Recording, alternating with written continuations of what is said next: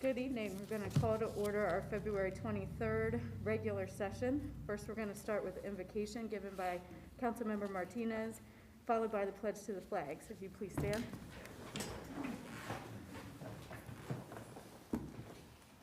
Bow your heads, please.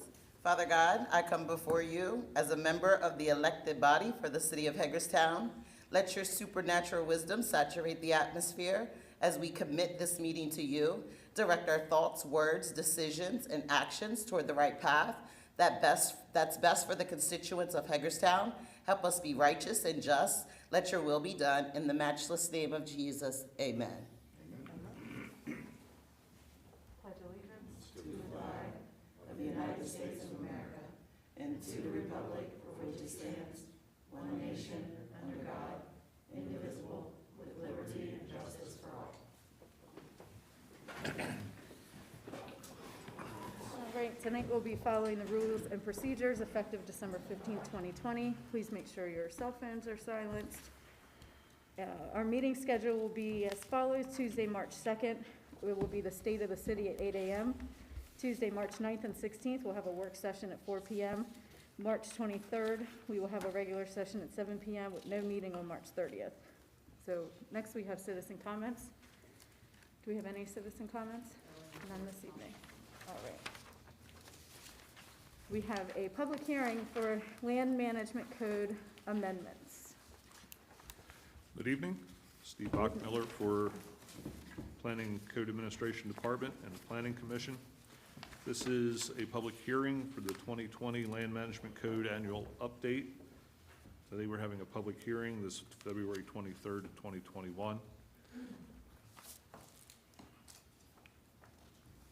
Land Management Code is Chapter 140 of the City Code. It's a consolidation of four previously independent ordinances: the zoning ordinance, the subdivision ordinance, the forest conservation ordinance, and the floodplain management ordinance. And we update the package once a year, typically. In this year's package, there are 15 proposals. The Planning Commission conducted a public hearing on these proposals in December, and after taking comment, forwards these 15 proposals to you for your consideration. This year's package is smaller than recent years and represents correction of minor errors and addresses some policy issues that are not as sweeping as there have been in past years. There are 10 policy proposals and 5 administrative corrections, which will be explained in the following slides. And I would like to enter into the record by reference the certification of legal advertisement, which has already been provided to the city clerk for the file. How to read the package. If you're following along on the printed package of proposals, black text is existing text, which will remain unchanged. Text with strike-through lines is existing text, which would be removed. Red text is new text to be added. And then text that is in blue is an explanation provided by staff to help the reader understand what is proposed, but this blue text is neither existing nor proposed actual text. And I didn't expect to see that screen. That's pretty cool, though. That's a plan. It is wild, but not what I was expecting. All righty. Okay. So I'll go summarize them briefly. Proposal 1 is to correct outline format for the use chart and table of contents. In an outline format, typically you alter between letter and number, letter and number. In section Z of the zoning ordinance, which is the land use chart, the two subordinate charts are lettered A and B, and they should be numbered 1 and 2. All this does is correct those references in section Z and also in the table of contents for Article 4. This is an administrative and corrective change. Number 2 is reinserts parking requirements for drive-in eateries. A number of years ago, the construction of the Sonic and Dual Highway, which has no indoor seating, caused the city to adopt parking requirements for eateries when all food service is at a walk-up window and or a drive-in service. In recent edits, for some reason, this provision was mistakenly left out of updates, just as an editorial problem. This proposal reinserts the requirement as it was previously adopted, so it's not really changing anything. as far as what has been previously discussed on the issue. So this is an administrative and corrective change as well. Proposal 3 makes consistent all references to adult businesses. The zoning ordinance refers to both adult businesses and adult entertainment businesses. Of the 12 references, 10 include the word entertainment, and the remaining 2 simply refer to adult businesses. And actually, this term is defined as an adult entertainment business in the definition section of the code. This proposal adds the word entertainment to the 2 places where the language deviates from the majority of the references. This proposal makes these 2 items consistent with the definition of adult entertainment business in Article 3, and it does not affect the content of existing regulations. It's an administrative and corrective change. Proposal 4 is to clarify requirement for off-site forest mitigation. The language of the Forest Conservation Ordinance, Article 7, is almost entirely language provided by the Department of Natural Resources. Their language stating that off-site mitigation must be at a 2-to-1 ratio is confusing, referring to it as a 50% requirement. In other words, it's credited at 50%. What this really means is that you have to do 1 acre of mitigation. If you have 1 acre of mitigation required, you must provide 2 acres of it if it's off-site. This proposal does not change the content of this section, but rephrases the language to be easier for the reader to understand. This is an administrative and corrective change. Proposal 5 is to define and permit small-scale breweries. It creates a definition of small-scale brewery, distillery, and winery and sets parking requirements for the use. This is being addressed because this is a new growth industry that appears to drive tourism and economic development in downtown areas. Currently, breweries and distilleries are permitted only in industrial districts. The proposal concentrates these uses in the downtown CCMU zoning district to maximize their economic development and tourism development potential. It permits the use by special exception in industrial buildings built prior to 1956 to encourage their adaptive reuse in the CG, POM, IR, and IG zoning districts. Most of these, as we studied the issue, we found are on the fringe of the downtown, so it goes toward that initial theme of directing these to the downtown area for economic development purposes. Proposal 6 adds certain uses to the CG, CCMU, CR, and IR districts. These uses are being proposed to be added to the selected districts at the request of a local developer who made suggestions on ways to make the commercial districts more inclusive. The proposals show that those that the Planning Commission agreed to and endorses for this amendment. There are other uses that were suggested that the Commission found to be inconsistent with good development standards, or the use was inconsistent with the nature of the permitted uses in those districts.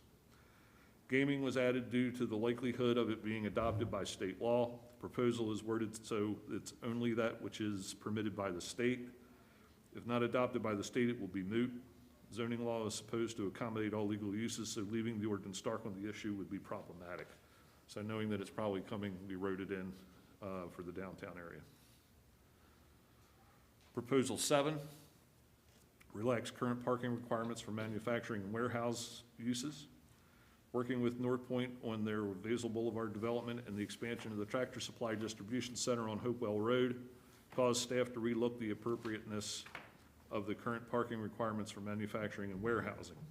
The revisions proposed are consistent with many other jurisdictions that we surveyed along the I-81 corridor in Maryland, Pennsylvania, Virginia, and West Virginia.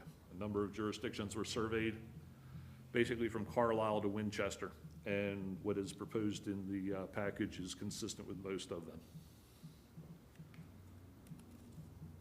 Proposal 8, eliminate front yard fence standards for through lots backing to the municipal boundary. Staff has learned that the county's regulations for fences are more accommodating than the cities.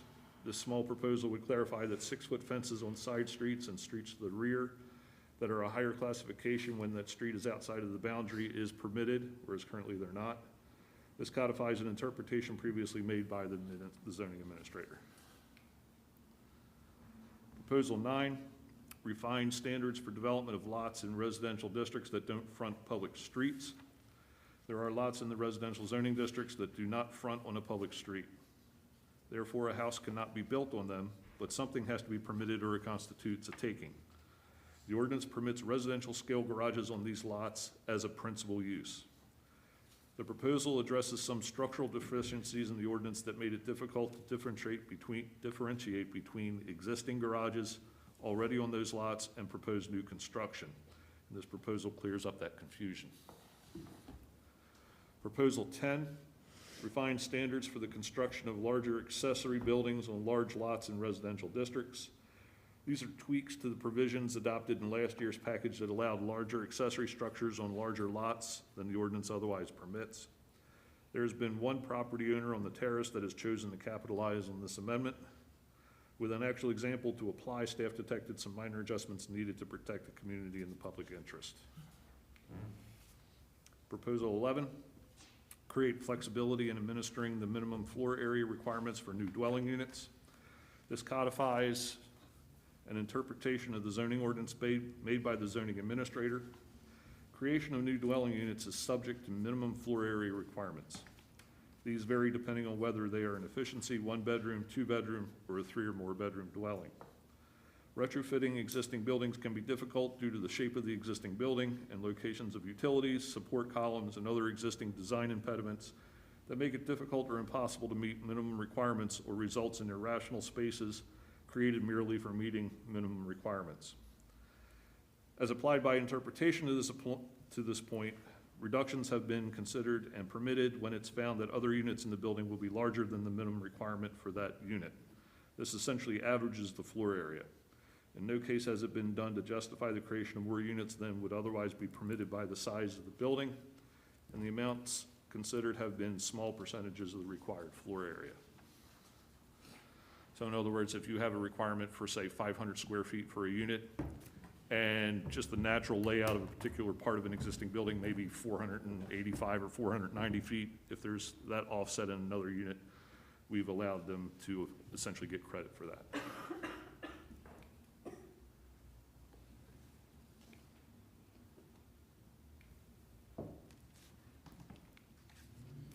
Okay. Not sure why I'm not advancing. That's probably why. Okay, I'll continue then. Proposal 12 is to move all remaining regulation of buffers to the design standards section of Article 5. When the Land Management Code was created, most site plan standards were moved from Article 4, the zoning ordinance, into Article 5, the subdivision and land development ordinance. A few references to buffers remained in the zoning ordinance. This proposal moves the few remaining regulations on buffers in Article 4 to Article 5, where most others already reside. This also removes any further need for the Board of Zoning Appeals to be involved in variances for buffers. As part of Article 5, reductions of buffers would entirely be the purview of a waiver granted by the Planning Commission, which is the case for most buffer requirements already. Some cross-referencing to Article 5 will remain in Article 4, though.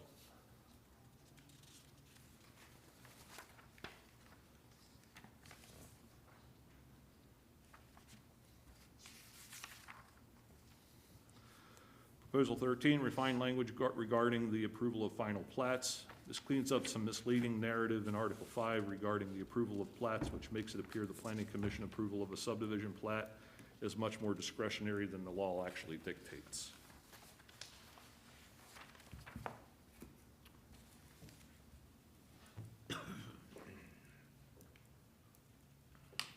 Proposal 14, set paving depth standards for parking areas and driveways. This creates flexible standards for the depth of new concrete and asphalt paving applied as required by a site plan or development plan for a subdivision. Currently, paving is required in some cases, but no minimum standard is set forth. Proposal is intentionally flexible, allowing for the consideration of the nature of the underlying soils and the intended use of the paved area. Originally, set thicknesses were proposed, but this language is crafted to allow more flexibility. And then lastly, Proposal 15 is to update the administrative history of nonconformities. The section on the effective date of the adoption of Article 4 is one run-on, difficult-to-read paragraph. Also, the map amendments adopted as a series of measures in 2020 were intended to apply it to a single date. This proposal divides the existing long paragraph into 3 separate paragraphs and makes some reference to updates. This proposal adds a paragraph to address the effective date of the 2020 series of map amendments, so all nonconformities that may have been created as part of that exercise are affected by a single date. This is an administrative and corrective change. And with this public hearing tonight, you'll be taking public testimony. We have received notice from one person who wanted to speak, Mr. Jim Castillo. Mayor and council will typically leave the record open for 10 days following the hearing to accept additional written comment. Comments can be forwarded via email to staff@planning@hagerstownmd.org. Staff plans to return to the mayor and council on March 9th to discuss the testimony provided tonight and take direction from the council on what changes, if any, it would like to make before introducing an ordinance to amend the code. Once that's complete, the mayor and council will introduce and adopt an ordinance to amend Chapter 140 of the City Code, which will go into effect a few weeks after adoption, and this whole process would conclude sometime in June or July. And then if anybody has any questions who's watching this presentation, they can contact me. My name is Steve Bachmiller. I'm the city's zoning administrator. My extension is 139 at City Hall's phone number, and my email address is sbachmiller@hagerstownmd.org. That's all I have. Thank you. Do you guys have any questions for Steve? Yes, sir. Thank you. I don't have any specific questions at the moment. I am gonna note, however, as we go through this process, currently, I have questions about Article 7, Section 8, Subsection 1A3 regarding forestation and the context in which it changes language. I also have questions. I'm opposed to the proposed change in Article 4, Section Z, the addition of specific uses as permitted in specific zoning districts. I have some questions regarding Article 4, Section D, Subsection 5I, regarding the size of accessory structures on residential lots. I am opposed to, it looks like Article 4, Section K, 18, minimum size of dwelling units. The minor variation clause. I have some questions on Article 5. Section 1, or Section I-4J, I-2, regarding mobile homes. Language being added to the text. And I think that's it. So Okay, you went over it a bit faster, but I can go back to the tape after this is over and follow up I have on no that. problem sending you an email, and we can probably get through at least a couple of them that way. Okay, And then I'll leave the rest that I have philosophical differences on for the public meeting process. okay. Thank you. Thank you.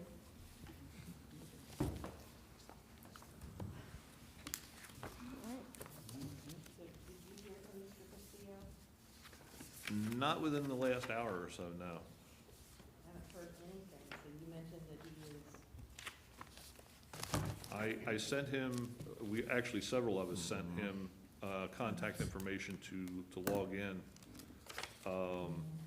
late this afternoon, and I had not heard back from him.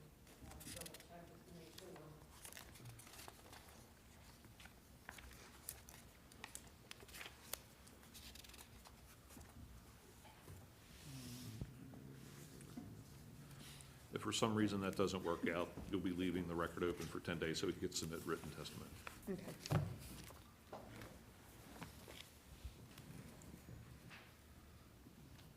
No, he did not get a hold of us to be able to log in. Okay. All right, well, we'll leave the record open for 10 days then and see you back in March. Thank you. Thank you. Yeah. All right, approval of minutes. Madam Mayor, I would move for approval of minutes as presented for the mayor and council meetings held on January 7, January 12, January 19th, and January 26, 2021.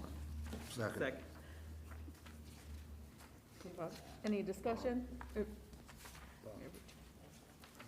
Any discussion? All in favor? Aye. Any opposed? Motion carries. Consent agenda. Madam Mayor, I hereby move that all the consent agenda be approved as presented. Second. Any discussion? All in favor? Aye. We have no unfinished business, so under new business, introduction of an ordinance for the City of Hagerstown Police and Fire Employees Retirement Plan, Amendment 13 to the plan. Madam Mayor, I hereby move to introduce an ordinance for the following changes to Police and Fire Retirement Plan effective July 1, 2021. Employees shall receive additional years of credited service for unused sick leave at the time of retirement and increase up to the percentage of an employee's payroll contribution from 8% to 9%. Second. Any discussion? All in favor? Aye. Any opposed? Motion carries. Next, introduction of an ordinance, deed and easement agreement with Richard and Mary Mann Speaker for future sidewalk construction. Madam Mayor, I hereby move for the introduction of an ordinance authorizing the execution of a deed and easement agreement, accepting an easement granted by Richard L. Manspeaker and Mary J. Manspeaker for no financial consideration. This easement will allow the developer of the adjacent lands to install a sidewalk along the entire southern edge of Marshall Street to fulfill the Planning Commission condition of approval. Second. Any discussion? All in favor? Aye. Any opposed? Motion carries. Approval of a resolution, amendment to comprehensive settlement agreement, mutual release with Cascades Holding US Inc. I hereby move that the mayor and city council approve the attached resolution for amendment to comprehensive settlement agreement and mutual release with Cascades Holding US Inc. Second. Any discussion? All in favor? Aye. Any opposed? Motion carries. Up next, approval of a resolution for lease agreement with GB&J's LLC.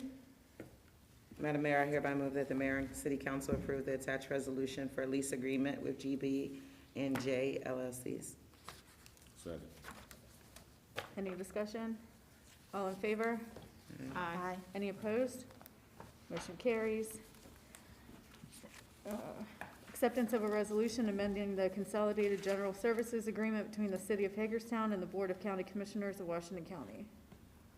Madam Mayor, I hereby move that the mayor and city council approve a joint resolution of the Board of County Commissioners of Washington County, Maryland, and the mayor and council of the city of Hagerstown, Maryland, amending the Consolidated General Services Agreement for the provision of sanitary sewer service attached as amendment number 12. The reference property is identified as parcel 427 or map 24, containing 68.03 acres with 72 planned lots. Second. Any discussion? Yeah, I see the map that's provided. Do you have an idea where that specifically is? Yes, it's just north of North of Leitersburg. And is it going through county's lines coming to the city plant, or is it going through the city lines going to the county plant?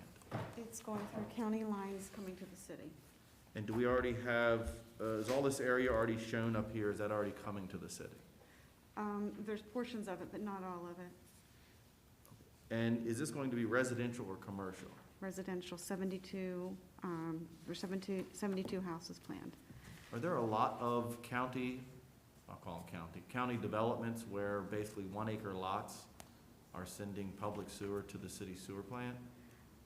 No, most of the lots are smaller than an acre. Yeah, I mean, I guess I hearken back to the days when the state says, look, in order to receive state funding for the public systems in which you own and operate, you need to meet that 3.5 unit per acre, smart growth, growing process, and this is clearly not anywhere close to that. It just seems odd that we would be providing public sewer, which is a finite, resource to these very large acre lots. I'm assuming we already have lines going all the way through this area, or is line being extended out to the area?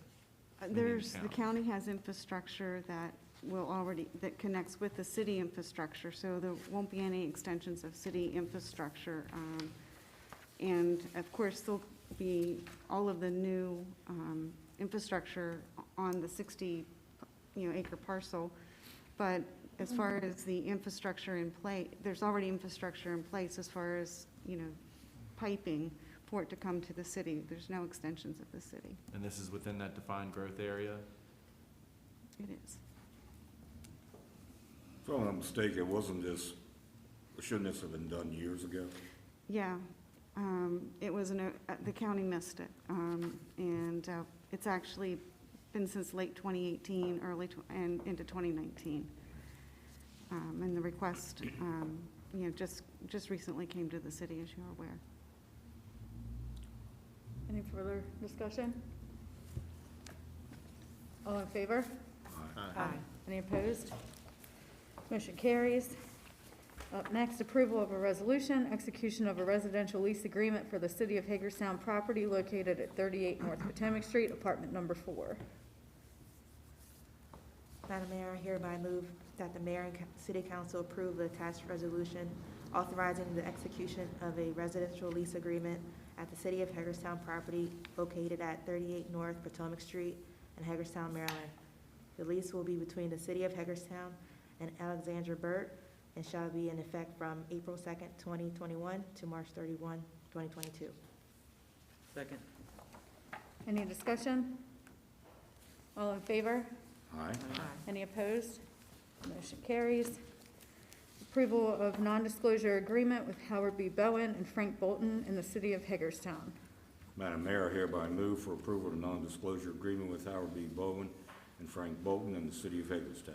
This agreement will permit Mr. Bowen and Mr. Bolton to review the Phase 2 MUSEF draft study prior to the public presentation of the final study by the Maryland Stadium Authority. Mr. Bowen and Mr. Bolton shall maintain the draft study in strictest confidence. Second. Any discussion? Yes, Madam Mayor. If I could briefly, and it seems I wasn't able to adequately explain my position last week, so I wanted to, one, explain that a little better, possibly, and then make a request. The first is, again, I have no issue with Mr. Bowen and Mr. Bolton being added to the NDA. So I hope that that's clear. As I said, if the study is so close to being done, I didn't see the point in not just letting everybody see what everybody's going to see at the same time. But I get it. That's what's being done. However, the other point that I tried to make was that at least, or at minimum, the elected body, or at least some member of the elected body, be added to that NDA, or we remove our staff from that, which isn't, the direction I would prefer to go. But my preference and my request would be that we, at minimum, and I don't even care if the council's added, but at minimum, I would like to see the mayor added to the NDA, because as I conveyed to staff, and as I tried to convey at that meeting, it removes staff from the politics of that process, and it allows the mayor to provide greater levity and weighing in on the mood of the elected body as the matters unfold moving forward.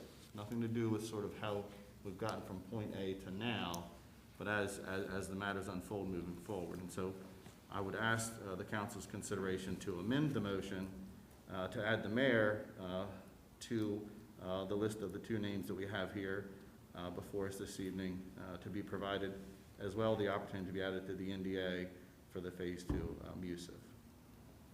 I mean, I don't have a problem with that at all. I'm fine with it. I mean, Yeah, I do. I mean, we set this NDA up with Scott and Rodney back in, Scott, you have to help me out when that was done. It was October of 19. Yeah, so, and back then the body felt to keep the politics out of it, you have staff handle it and not the politicians, which made sense because we don't want this to become a political football. We want this to be a project if it moves forward, and to keep politics out of it. I believe adding anybody at this point, unless we add everybody at this point, is something we shouldn't do. I believe that, I never asked to be added to the NDA back in 2019, because I felt that staff should be the ones handling this.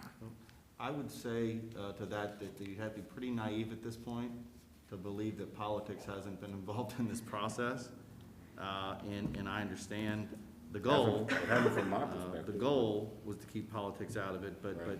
let's be honest, that was a year and a half ago, 2 years ago now, where we were, one, dealing with a clearly different animal than we are now, meaning the relationship of the entity in which we were entering into that deliberation with, i.e. being related to, the sons and that.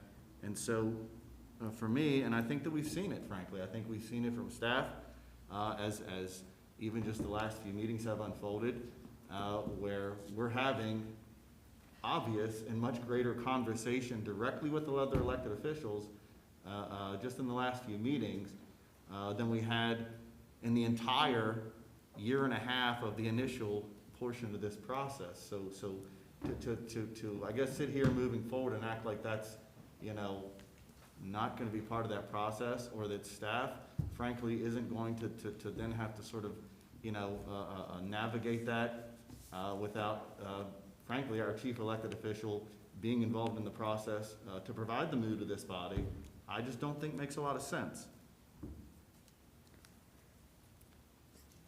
So forgive me for not knowing the process completely. Do you have to move to amend the motion? Yes. Correct. Okay. Need to move and need to second. So, Kristen, are you going to make that? Yeah, that's what I'm saying. I make a motion to amend the motion before us, to add, Mayor Keller, to review the Phase 2 MUSIF draft study prior to public presentation. Final study of the Maryland Stadium Authority, and then Mr. Bowen, Mr. Bolton, and Ms. Keller shall maintain the draft study in strictest confidence. Do we have a second? Second. Okay. Who did that? Tiara. Oh, okay. Any other discussion? All in favor? Aye.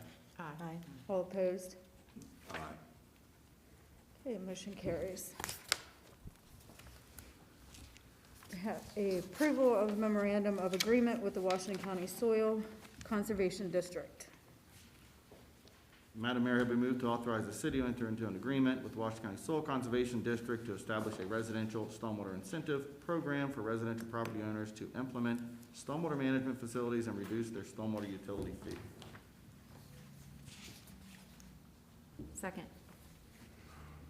All right, any discussion? All in favor? Aye. Aye. Any opposed? Motion carries. Approval of annual financial and single audit contract for 3 years.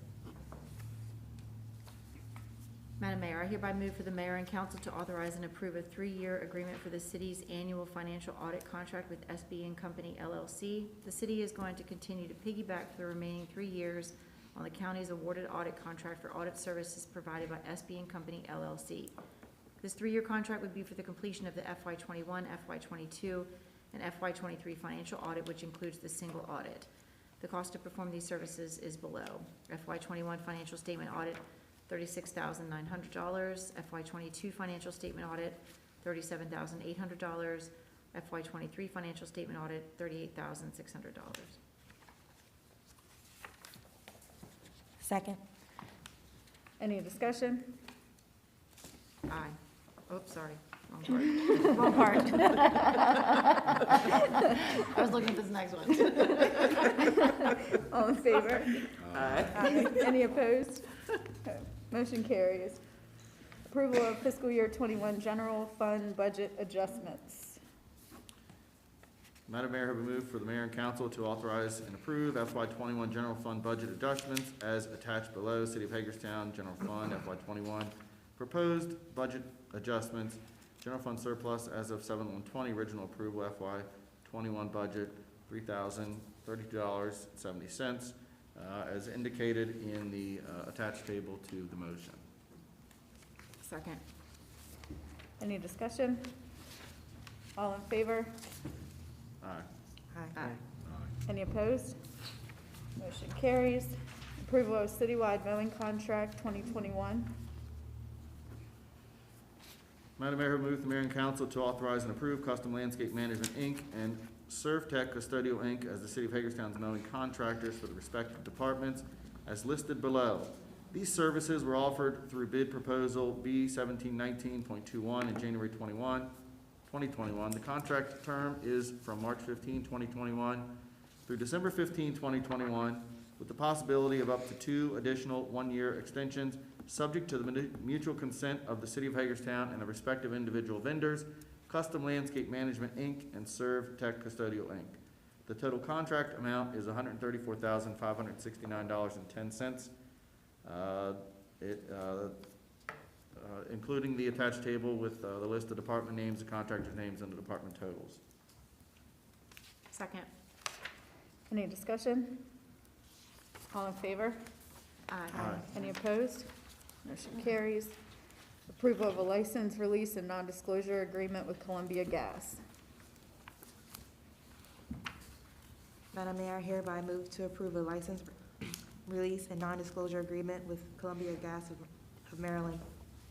The agreement grants permission to Columbia Gas to video inspect the city's storm and sanitary systems to locate gas line crossbores that will be subsequently removed. In return, the city will receive a storm drain and sanitary sewer condition data and video.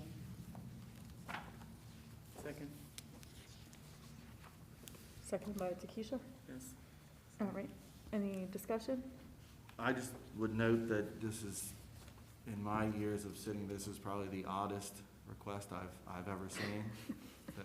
And probably one of the most critical that as a citizen you're just simply not aware of that occurs. All in favor? Aye. Any opposed? Motion carries. Approval of application and guidelines for use of University Plaza. Madam Mayor, I hereby move that the mayor and council approve the guidelines and application for use of University Plaza dated January 2021. These will be used by the Department of Community and Economic Development to manage public use and rentals of University Plaza located at 50 West Washington Street. Second. Any discussion? All in favor? Aye. Any opposed? Motion carries. Amendments to fiscal year 21 Community Development Block Grant Annual Action Plan. Madam Mayor, I hereby move for the mayor and city council to amend the FY21 Community Development Block Grant Annual Action Plan in order to reprogram $320,000 of CDBG funding to new and existing CDBG capital projects as follows. $100,000 for Fairgrounds Park Fit Room Bathroom Rehabilitation, $200,000 for Fairgrounds Park Skate Park Construction, and $20,000 for Helene Park Basketball Court Rehabilitation. Full details of the CDBG amendment are attached. Second. Any discussion? All in favor? Aye. Any opposed? Motion carries. Approval of street closures, BISFA Do What Moves You Festival. Madam Mayor. Go ahead. Madam Mayor, I hereby move for mayor and council approval of a street closure for the unit block of South Potomac Street for the BISFA Do What Moves You Street Festival on Friday, May 14th, 2021, with a rain date of May 21, 2021, from 3 p.m. to 10 p.m. In February. Second. Any discussion? All in favor? Aye. Any opposed? Motion carries. Approval of user fee rates in Parks and Recreation. Madam Mayor, I hereby move to increase the user fees to rent facilities in the parks of the city and interest fees to various recreation facilities. The increase is necessitated due to increasing staffing costs. The revised rate shall be effective March 1st, 2021. Second. Any discussion? All in favor? Aye. Any opposed? Motion carries. Approval of policy summer camp grant program. Madam Mayor, I hereby move for the approval of a policy entitled Summer Camp Grant Program. This policy will provide guidance to nonprofits regarding eligibility, application, and selection criteria for receiving summer camp grant funds. Staff will annually recommend selected nonprofits to City Council for grant awards. Second. Any discussion? All in favor? Aye. Any opposed? Motion carries. And Okay. You or me? All right, I hereby You- move for the yes. removal of the traffic signal at the intersection of Locust Street and Fairground Avenue. The signal was approximately 60 years old, and the pole structure is damaged by vehicle accidents. A recent engineering study determined that the signal does not meet current warrants and can be removed. I further authorize Public Works staff to remove the signal, install a stop sign from westbound Fairground Avenue, remove 2 parking spaces on the east side of Locust Street, and relocate the existing street name and truck restriction signs. Second. Second. any discussion? It got me last night, that's all I'm gonna say, on the way home. I was like, wow. Yep. I have never seen so many people excited about Oh, my removing gosh, traffic signal. because you don't take it every day. Yeah, I did too. All in favor? Aye. Any opposed? Motion carries. All right, city administrator. Just a couple things, Mayor. First would be, we're going to be evaluating this week on the reopening of city facilities to the public. If we do, we'll follow the same course that we followed the last time we went through this, and that would be probably having the lobby open a couple days a week to start out. The intent originally was that we would try to get as many city employees vaccinated first, but that has been delayed for various reasons. But the plan would be to try to get as much of the building open and buildings open by the time we get to April 1st, which is when cutoff season would start again, to give the public another opportunity to get in here and take care of the situation. So we'll have more information out on that by the end of the week as to how we're going to structure getting the facilities back open. And then we'll evaluate it as we always do, depending on case rates and how things are looking as to whether we need to adjust that. The second thing, I want to apologize to the South End family that some of us reside in. Today we had a power outage that was due to a blown transformer in City Park. We were delayed on getting that information out to the public for a couple reasons, couple breakdowns. We also were inundated with phone calls that caused the phone system to go down. So some people that were calling in were getting a continual ring on the 3200 and 8577 number. So we're going to look into that, and we're going to look and tweak on how we can avoid any delay in communication from this point out when it comes to any service interruptions. So I want to apologize to the community on that, and we'll do our best to make sure that doesn't happen again. That's it for me. Thanks. Thank you. Councilmember Alshire? Sure, 2 items briefly. Both I would probably touch on a little more later. The first is the conversation we had last Tuesday regarding the applicants for the additional CDBG funding for CARES Act activities.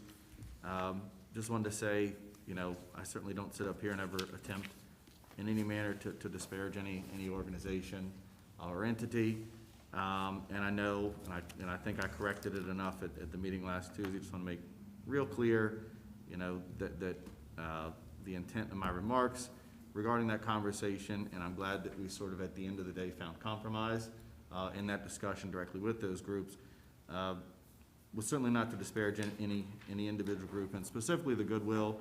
I was simply saying, and I hope it came out a little clearer, since the time at the meeting Tuesday, that, I just couldn't in good conscience see other entities, that have adequate need, and not be able to sort of build a better plan to meet that additional need of those organizations. And especially, I know I have a spot for this, for the seniors that to continue to struggle through the process